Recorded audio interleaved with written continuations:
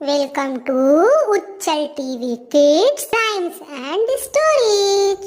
प्रेमपुर गांव में कृष्णा नामक एक लड़का रहता था। उसके घर में उसकी माँ और बहन थी। कृष्णा आसपास के लोगों के भेड़ों बकरियों को चराने जंगल में जाता था। वहाँ एक विशाल पेड़ था। कृष्णा वहाँ गाना गाता पक्षियों संग खूब मस्ती करता था। पक्षियों संग कृष्णा की दोस्ती सी हो गई थी। शाम के समय कृष्णा घर लौट आता था तथा गांव के सभी लोगों की भेड़ बकरियों को वापस सौंप देता था। भेड़ बकरियों को चराने के बदले कृष्णा को गांव वालों से मजदूरी मिलती थी। उसी मजदूरी से कृष्णा अपने घर के लोगों का पेट भरता था।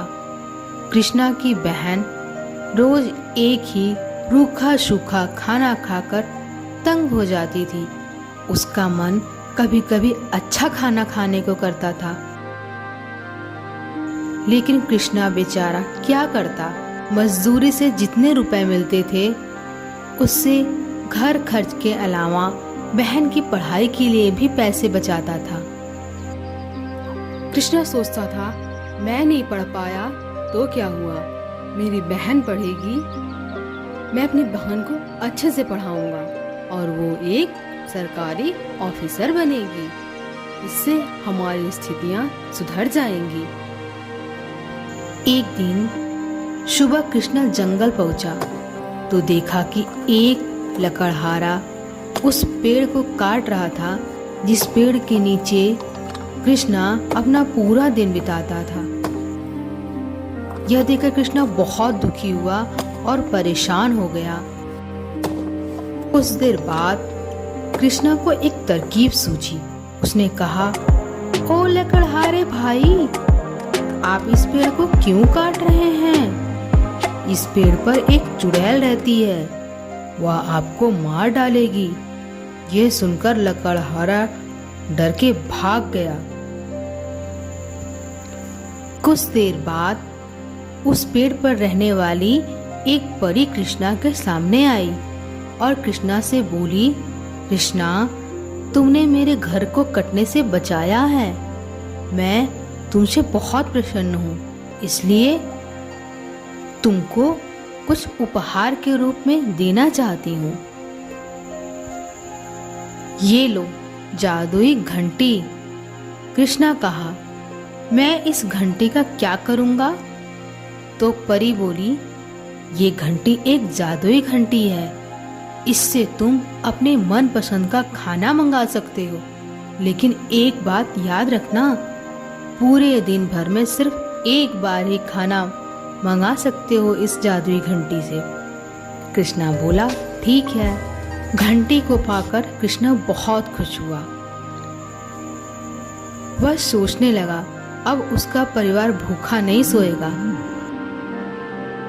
तथा उसकी बहन अपने मनपसंद के खाने खा पाएगी। शाम को घर पहुंचकर कृष्णा ने दिन भर की सारी घटना अपनी माँ और बहन को बताई।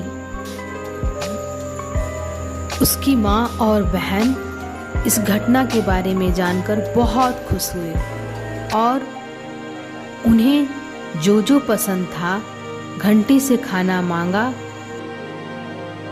और खाकर खुशी खुशी सो गए।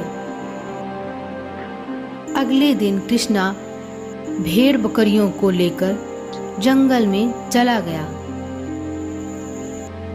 जब शाम को वापस कृष्णा लौटा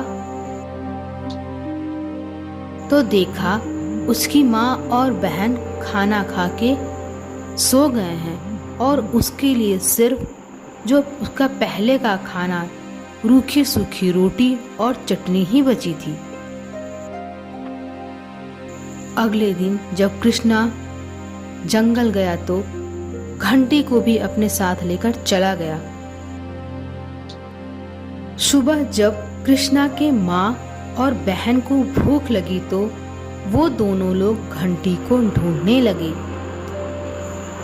उन्होंने घंटी को बहुत ढूंढने का प्रयास किया, लेकिन बहुत ढूंढने के बाद भी घंटी कहीं नहीं दिखाई दी। तो उन्हें लगता है घंटी कहीं खो गई, और वो लोग शाम को भूखे पेट ही सो गए। शाम के समय जब कृष्णा जंगल से घर को लौटा तो उसे जो खाना था उसने जादुई घंटी से मंगाकर खा लिया। कृष्णा की माँ और बहन की आंखें खुल गई, और यह सब देखकर कृष्णा की माँ और छोटी बहन बहुत दुखी हुई। कृष्णा की छोटी बहन रोने लगी और बोली, भैया आप बहुत बदल गए हैं। जब से घंटी मिली है आप बहुत बदल गए हैं। पहले आप ऐसे नहीं थे। कृष्णा को ये सुनकर बहुत अफसोस हुआ और अपनी गलती का एहसास हुआ। कृष्णा ने भी अपनी माँ और बहन से पिछली रात की पूरी घटना बताई कि आप लोग घंटी से खाना मंगाकर खा लिए थे। आप लोग मेरे बारे में नहीं सोचे, जिससे हमको बहुत अधिक क्रोध आया और मैं घंटी अपने साथ लेकर जंगल चला गया। यह सुनकर कृष्णा की माँ और बहन को भी अपनी गलती का एहसास हुआ। फिर सब मिलकर खाना खाए। इसी प्रकार कृष्णा का जीवन यापन होने लगा। कृष्णा ने अपनी छोटी बहन का एडमिशन एक अच्छे स्कूल में करवाया। कृष्णा की बहन पढ़ने में बहुत अच्छी थी और पढ़ाई पास करके कृष्णा की बहन एक सरकारी ऑफिसर बन गई, जिससे कृष्णा, उसकी माँ और बहन की पूरी जिंदगी ही बदल गई। तो बच्चों, कैसी लगी ये कहानी? और इस कहानी से हमें यह सीख मिलती है कि हमें स्वार्थी होकर नहीं सोचना चाहिए, दूसरों की जरूरतों का भी ध्यान रखना चाहिए।